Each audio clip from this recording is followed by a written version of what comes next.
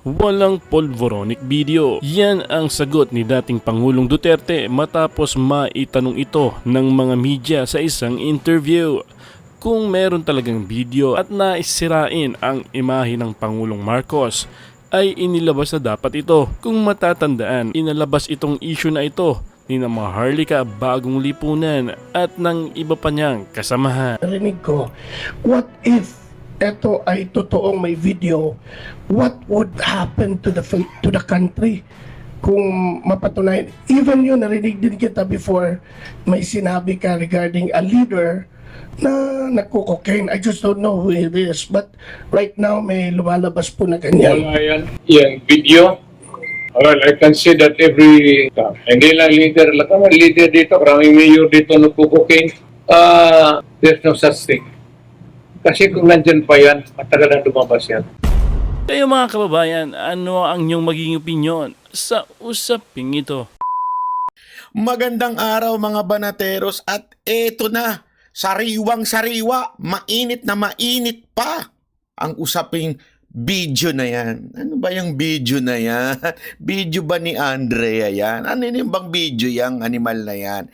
Anyway, alam nyo naman po ang sa lalong-lalo na sa mga Duterte supporter at sa mga nabudol na supporter ni Marcos na nagbago na daw, sabi nila, may video daw na lumalabas. Meron daw bidyong kumakalat. Anak ng wedding. May nagsabi pang general. Sabi niya, napanood na ng mga general ang video. Anak ng tutsang kalabaw na hindot. Oo. Anyway, eto na nga.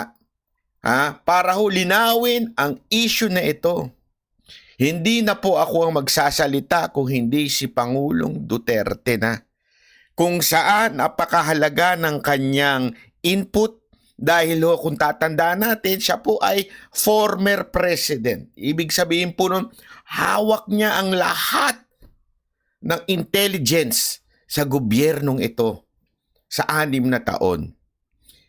Ngayon, pakinggan po natin ang tanong ng isang media personality kay Pangulong Duterte patungkol po sa video na yan.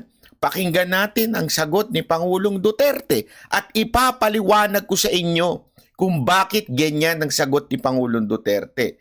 Kaya panoorin muna natin. Yan. Mayor, ayoko patulan to pero narinig ko kanina si Attorney Harry Roque talagang nagsalita at nagtanong din. Nako, si Harry Roque medyo umangkala rin doon sa issue. Okay, panoorin natin. Hindi pa Vlogger Maharlika. Nako po! Vlogger Maharlika. Naku po, patay tayo dyan. Sasabihan na naman tayo. O Banat Bay, bakit mo na naman inaaway si Maharlika? Hindi ko po inaaway si Maharlika. Ipapaliwanag ko po sa inyo. Si Pangulong Duterte ang sasagot ng tanong ninyo, hindi ako. In social media is masyadong sikat ngayon yung sinabi niya. May video daw siya na si BBM nag-ano ng pulburon, yung isyong pulburon. And ang Kitang-kita mo na kagad ang reaksyon ni Pangulong Duterte.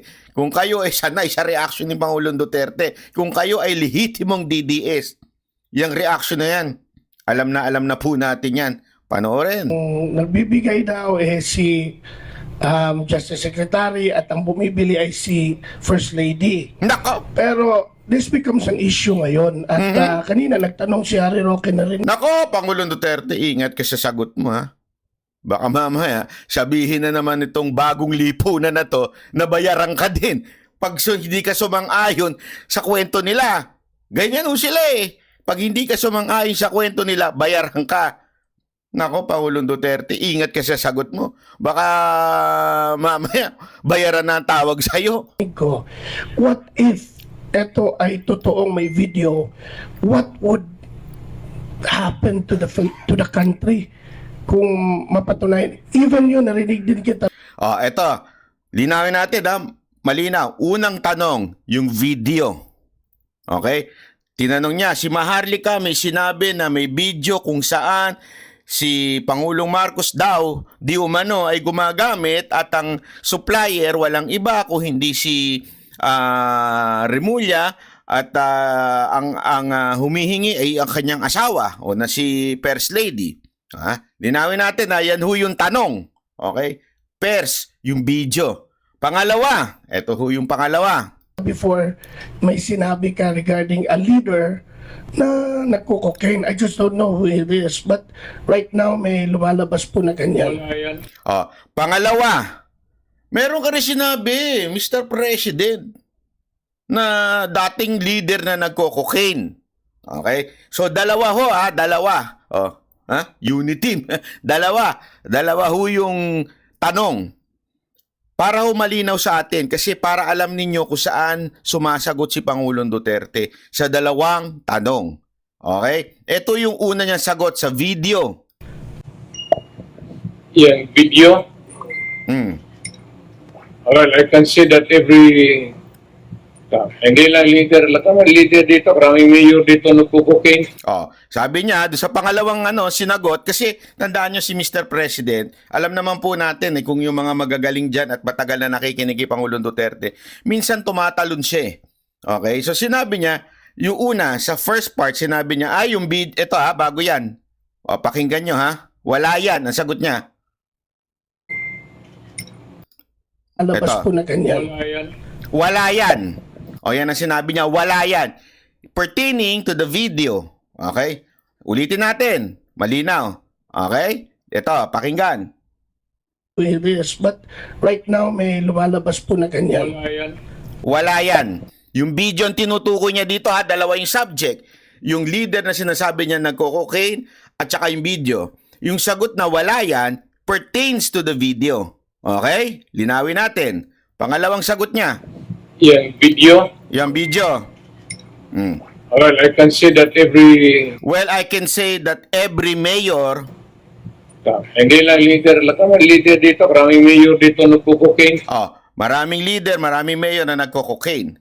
So sa madaling salita, hindi niya sinabing hindi nagko-cocaine si Marcos. Wala siyang sinabing ganon. Hindi rin niya sinabing nagko-cocaine si Marcos. Linawin natin. Okay? Sinasabi niya, maraming leader na nagko-cocaine. Maraming kahit mayor nagko-cocaine. Ito yung kasunod.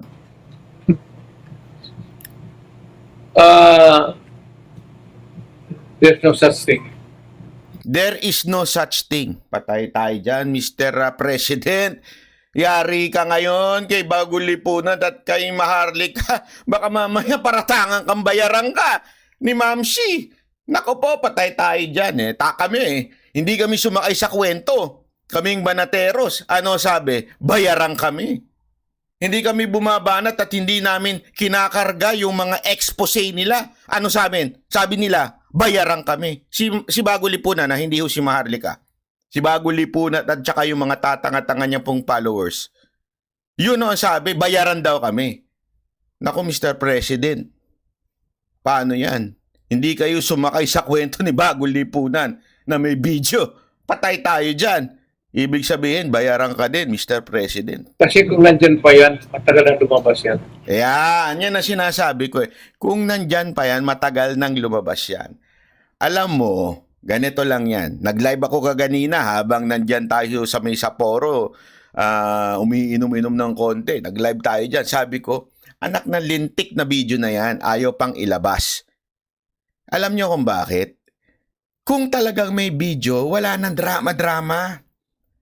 Kasi sabi ng iba, tatimingan yan. Anong tatimingan? This is a serious matter. If there is such thing as video ng presidenteng nagko-cocaine, if there is such thing as na bidyong ganyan, napaka-importante niyan sa ating bayan. Tapos bibitinin mo, tapos dadrama-drama pa. Pasensya na, pero lalong-lalo na si Bagong Lipunan, kini-clickbait niya pa, ito ang teaser sa video.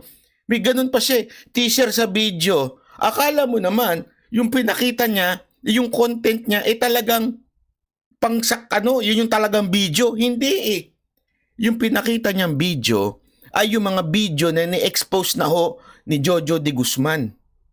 Sa madaling salita, nagre-recycle siya. Yan ang sinasabi kong tanso. Sa madaling salita, ampaw. Maliit ang utak, walang laman. Yan ang ibig kong sabihin ng tanso. Hindi yung tanso ka dahil lang ikaw ay follower ni Marcos, hindi lang ho yun. Marami hong dating follower ni Marcos, dating loyalista, na ngayon antay na pero tanso pa rin. Isa na si Bagong Lipunan dyan. Bakit kanyo? Walang laman ng utak, walang laman ng content kung hindi puro imbento, fake news, clickbait. Yan po yung sinasabi natin. Kaya nga ito si Pangulong Duterte, sinabi niya, there is no such thing. Kung meron yan, lumabas na yan. Yan din ho yung sinasabi ko noon. Yan ang unang point natin dito. Pangalawang point nito, maaaring hindi na alam ni Pangulong Duterte. So may chance pa doon sa mga nagsasabing may video. Ilabas na. Kasi ang tagal ang daming hanash. 'Di ba? Bakit hindi pa ilabas? Dahil ito importanteng malaman ng taong bayan. Huwag nang puro drama. Kasi kahit si Pangulong Duterte, sinasabi niya na, there's no such thing. Kung meron niya, lumabas na yan. Tama, mali. Ako nagsabi, hindi ho. Si Pangulong Duterte.